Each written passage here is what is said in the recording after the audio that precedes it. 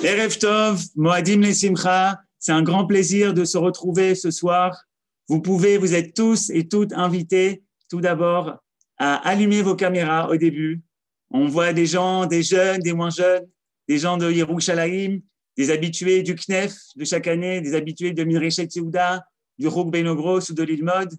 Et cette année, c'est spécial puisque ce n'est pas uniquement les gens de Yerushalayim et des alentours qui vont pouvoir profiter de cette magnifique soirée, mais c'est des gens à travers le monde entier. Donc, vous êtes invités à allumer votre caméra, à nous dire coucou et surtout à interagir avec nous, à poser vos questions, vos réactions pendant tout le long de la soirée. On va débuter et il faut dire que malgré le corona, les organisateurs ont tenu à faire cette soirée, à faire cette veillée qui est devenue un moment incontournable pour les francophones de Jérusalem. C'était vraiment quelque chose de tout particulier et ce soir, on le fait également. Et on est ici en direct avec Sam Kadosh. Sam, est-ce que tu nous entends? Je vous entends, je t'entends, Johan. Moadim Lesimcha, Sam. Et dis-moi, voilà, tu es pas président, mais directeur du CNEF, qui s'occupe donc des jeunes étudiants à Jérusalem et dans tout Israël pour les aider à l'intégration.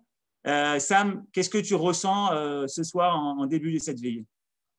Alors d'abord, ce que je ressens, c'est vraiment un sentiment partagé, puisque cette tradition de Hoshana Rabbah, si on remonte sans faire trop d'historique, mais des grandes veillées avec Manitou, avec Rav Shushna, en faisant un saut dans l'histoire, jusqu'à ces dernières années dans la grande soukha de la mairie, avec ce côté intense, avec des intervenants de qualité. Et ensuite, ce départ ensuite vers le Kotel pour aller faire la tfila honnête, c'est vraiment quelque chose de très fort. Et donc c'est à ça que je pense, en ces moments-là, mais comme on a bien voulu perpétuer la tradition avec Midreshet Yehuda et avec tous les partenaires qu'on entendra tout à l'heure, de faire peut-être encore plus, de ressortir un événement encore plus grand de Jérusalem en passant par Haïfa, du nord au sud, de pouvoir se rassembler, je pense que, et même frontières,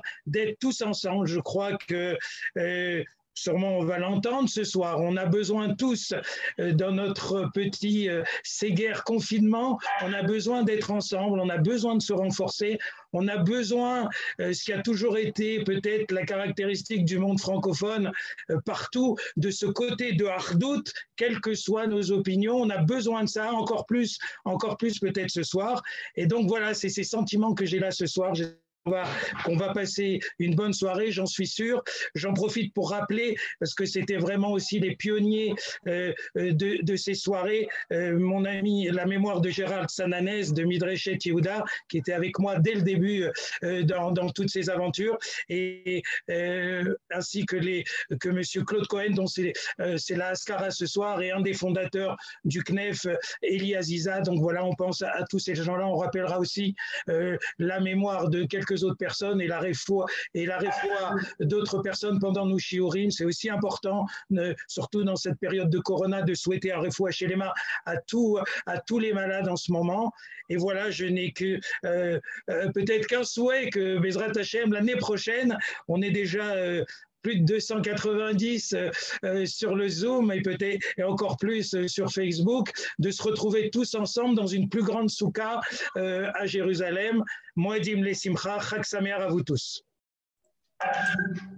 Toda Rabba Sam, un grand merci. On partage également ce sentiment d'un côté de joie de se retrouver. Je vous le rappelle, ouvrez votre caméra, dites-nous que vous êtes présents, réagissez. Et d'un côté, on se rappelle tous de ces fameuses veillées. On va maintenant donner la parole à Brigitte. Brigitte, est-ce que vous nous entendez? Moadim Lesimcha. Non, on ne vous entend pas. Ouvrez votre micro. Moadim Lesimcha. Moadim Lesimcha. Alors, Brigitte Ulmo Blia, vous êtes la présidente de Midreshet Yehuda Manitou. Et ce soir, j'ai envie de vous dire qu'au cœur de la crise du corona, Midreshet Yehuda Manitou, c'est des cours. C'est des dizaines de cours qui avaient lieu chaque mois. C'est également beaucoup au niveau social pour se relier, des tioulim, des shabbatot. Comment vous et votre équipe vous avez fait face à cette période du corona pour continuer malgré tout vos activités? Merci Johan. D'abord, avant de vous répondre, je voudrais dédier les cours de cette veillée d'études, le Ilou Nishmata Shel Teila Bat Binyamin Kain. Maintenant, je voudrais dire, j'ai vraiment l'impression que nous organisons avec le CNEF, notre traditionnel et agréable partenaire, la veillée de Hoshana Rabbah pour la première fois. Pour la première fois en Zoom. Alors, je ne voudrais pas faire de la nostalgie, bien au contraire. Manitou a toujours su adapter sa pédagogie aux différentes périodes de l'histoire. Eh bien, dès que le corona est arrivé, s'est manifesté, eh bien, nous sommes rentrés dans le Zoom. Et c'est un univers nouveau. Nous avons plongé dans les réseaux et nous avons des personnes qui nous écoutent maintenant au Canada, en Amérique du Sud, en Belgique, en Suisse, bref, sans parler de toutes les villes d'Israël. Donc, nous avons le sentiment que c'est une nouvelle période qui commence. Et donc, c'est avec beaucoup d'optimisme. Je pense que nous ne reviendrons plus jamais en arrière. Tu m'entends? Tu m'entends? Oui, attends, j'ai pas fini. Ce que je voulais dire, c'est que la Midreshet Yehuda Manitou diffuse l'enseignement de Manitou qui se caractérise par une grande pluridisciplinarité et donc une grande ouverture.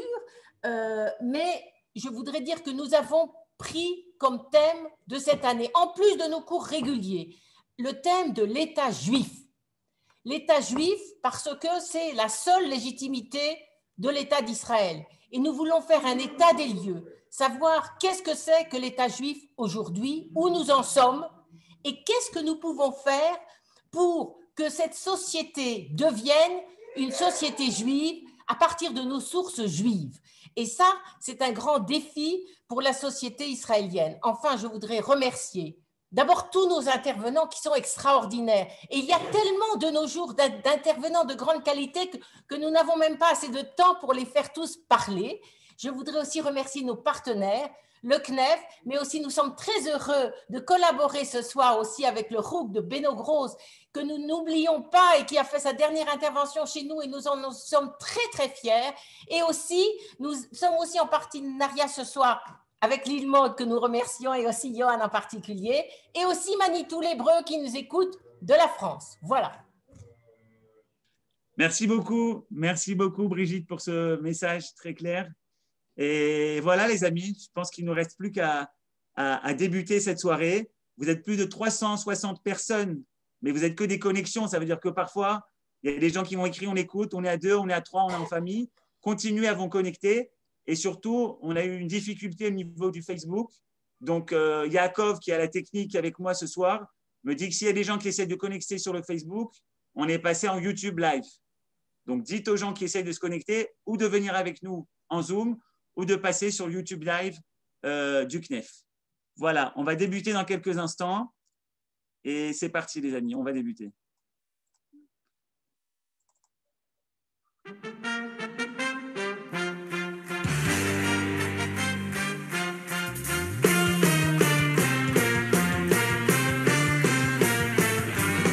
La veillée d'Hoshana Rabbah, en direct de Jérusalem.